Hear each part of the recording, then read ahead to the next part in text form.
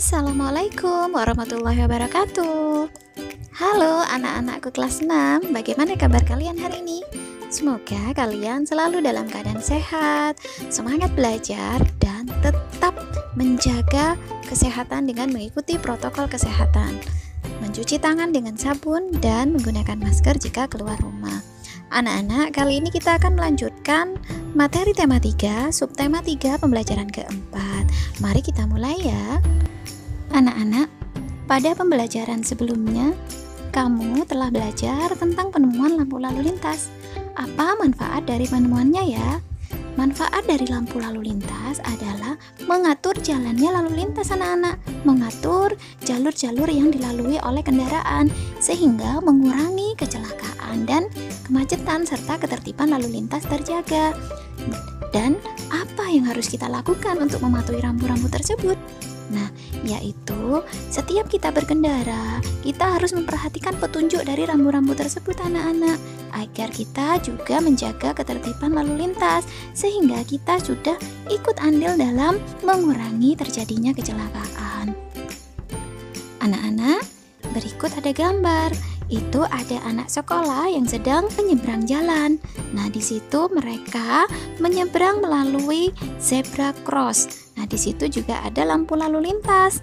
Nah, kendaraan-kendaraan berhenti jika ada pejalan kaki seperti anak-anak tersebut menyeberang melalui zebra cross.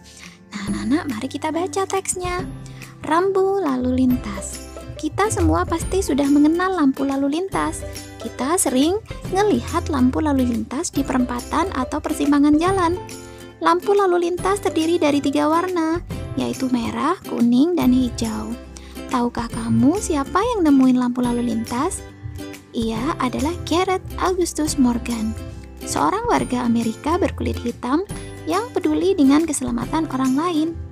Morgan terpanggil untuk menciptakan sistem lampu lalu lintas setelah melihat terjadinya kecelakaan antara mobil dengan kereta kuda. Ia nggak ingin kejadian itu terus berulang. Hingga saat ini, penemuan Morgan sangat bermanfaat untuk mengatur lalu lintas dan menyelamatkan pengguna jalan dari kecelakaan. Nah, anak-anak, berdasarkan bacaan rambu lalu lintas, sekarang kita temukan kosakata non baku dan kalimat tidak efektif ya. Kita cari yuk. Di sini sudah kita temukan kosakata non bakunya anak-anak. Yang pertama adalah ngelihat, nemuin, sistem, enggak. Nah, mari kita perbaiki kosakata non baku tersebut menjadi kosakata baku. Ngelihat, kosakata bakunya adalah melihat. Nah, kemudian nemuin, kosakata bakunya menemukan. Sistem, kosakata bakunya sistem. Enggak, kosakata bakunya adalah tidak. Nah, sekarang kita cari kalimat tidak efektifnya anak-anak. Kita cari ya. Nah, di sini ada di paragraf 1, ada di kalimat 1. Kita semua pasti sudah mengenal lampu lalu lintas. Nah, itu kalimat tidak efektif anak-anak. Nah, kalimat efektifnya seperti apa? Nah, menjadi kita pasti sudah mengenal lampu lalu lintas. Nah, ya kan? Kita kan berarti kan sudah semua. Jadi kata semuanya tidak perlu digunakan lagi. Kemudian yang kedua, tahukah kamu siapa yang nemuin lampu lalu lintas? Nah, kita rubah anak-anak. Di situ merupakan kalimat tidak efektif. Kita rubah menjadi kalimat efektif, yaitu tahukah kamu siapa penemu lampu lalu lintas? Nah, itu bahasanya non baku ya pada kalimat tidak efektif. Siapa yang nemuin? Nah, itu kita ganti. Nah, itu adalah kosakata baku dan kalimat efektif dari bacaan yang sudah kita temukan dan kita perbaiki. Anak-anak, dari temuan tentang kosakata baku, nah, kapan kita menggunakan kosakata baku anak-anak? Saat menulis surat resmi, ketika berpidato di acara formal, dan saat menyusun karya ilmiah. Nah, mengapa kita menggunakannya anak-anak? Karena kata baku tidak terpengaruh bahasa lain atau bahasa pergaulan suatu daerah. Nah, misalkan ya tidak terpengaruh, sehingga mudah dimengerti semua orang. Selain itu untuk menjunjung tinggi bahasa Indonesia. Nah, selanjutnya coba sekarang kalian temukan lagi kosakata non baku. Nah, kemudian kalian perbaiki menjadi kosakata baku ya. Banyak sekali kata-kata yang tidak baku ya dalam kehidupan kita sehari-hari. Nah, anak-anak, kamu telah mengetahui bahwa lampu lalu lintas ditemukan untuk menciptakan keamanan dan kenyamanan bagi pengguna jalan. Selain lampu lalu lintas, masih banyak lagi rambu-rambu lainnya yang mempunyai tujuan masing-masing. Setiap warga negara mempunyai kewajiban untuk mematuhi rambu-rambu lalu lintas tersebut agar hak orang lain untuk mendapatkan keamanan dan kenyamanan terjamin. Berdasarkan pengalamanmu, nah, diskusikan dengan keluarga di rumah ya, karena kalian sedang belajar dari rumah, tentang contoh sikap warga yang sudah menunaikan kewajiban sebagai warga negara yang baik di jalan raya. Berikan pula contoh pengguna jalan yang tidak melaksanakan kewajibannya. Nah, sekarang kita masukkan dalam tabel-tabel berikut anak-anak. Dalam diagram ini ya.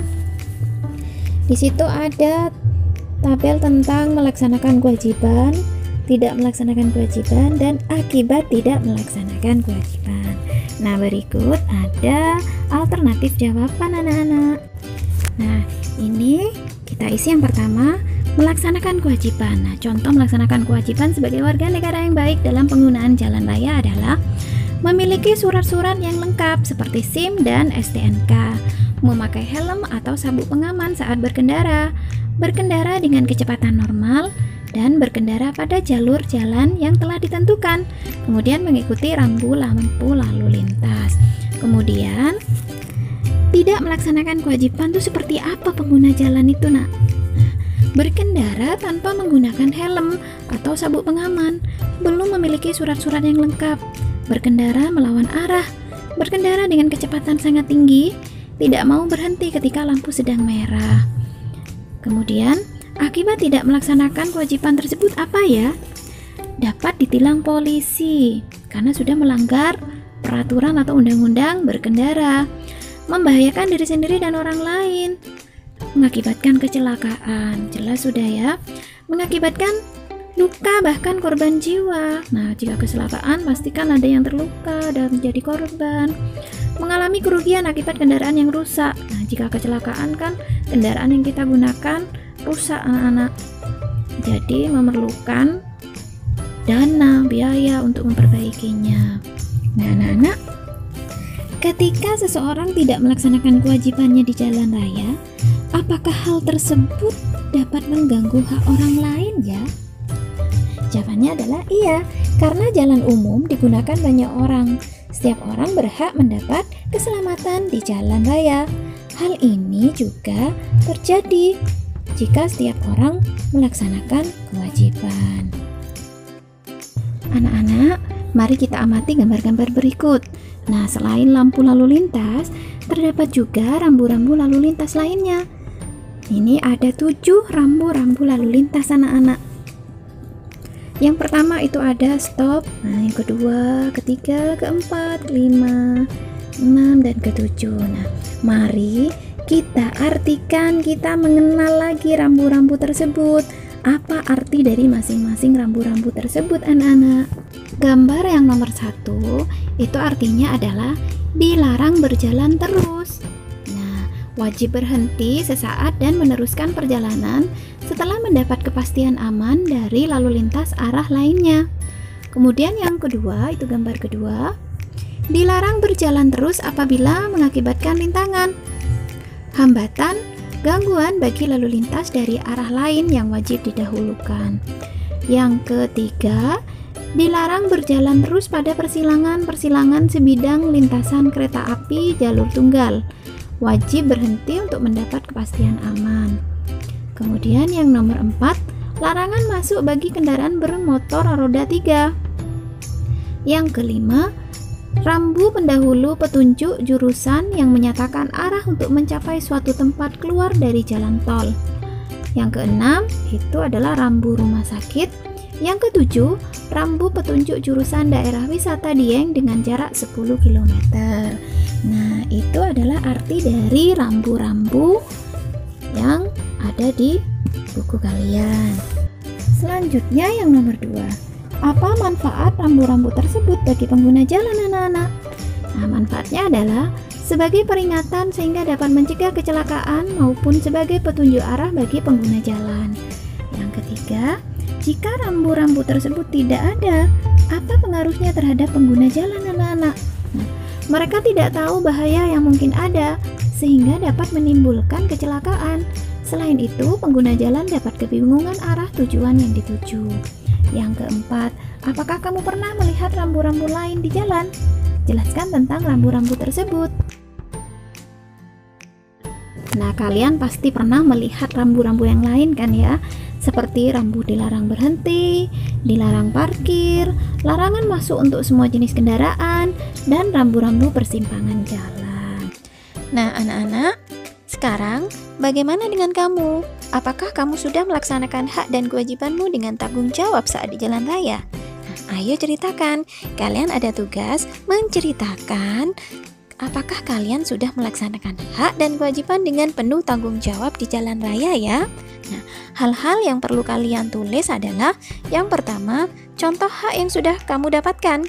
Kedua, contoh kewajiban yang sudah kamu laksanakan. Ketiga, penilaianmu mengenai hak dan kewajiban tersebut. Apakah hak yang kamu dapatkan sudah seimbang dengan kewajiban yang kamu laksanakan? Keempat, manfaat dari melaksanakan hak dan kewajiban secara tanggung jawab. Kelima, hal-hal yang masih perlu kamu perbaiki dalam melaksanakan hak dan kewajiban dengan tanggung jawab. Keenam, apa yang dapat kamu perbaiki dari dirimu di masa yang akan datang, anak-anak? Ketujuh, menurutmu kenapa rambu lalu lintas berbentuk lingkaran? Apa yang terjadi jika bentuknya bukan lingkaran? Nah, ayo teruslah berusaha anak-anak untuk menjadi penemu. Seorang penemu mempunyai sikap pantang menyerah. Sekarang kita akan menemukan luas dan keliling lingkaran ketika digabungkan dengan bangun lainnya. Nah, ini kita lanjutkan pada pembelajaran matematika nanti ya.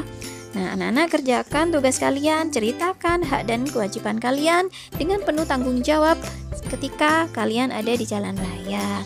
Kemudian kalian foto hasilnya dan kirimkan ke guru masing-masing ya. Nah, anak-anak, demikian pembelajaran hari ini. Tema 3, subtema 3, pembelajaran keempat. Terima kasih yang sudah mengikuti pembelajaran ini sampai selesai. Yang belum subscribe, jangan lupa like, subscribe, dan hidupkan notifikasi loncengnya agar kalian tidak ketinggalan pembelajaran selanjutnya. Sampai jumpa pada pembelajaran selanjutnya anak-anak. Mohon maaf jika ada penjelasan dan kata-kata dari Bu Mami yang kurang tepat. Terima kasih. Wassalamualaikum warahmatullahi wabarakatuh.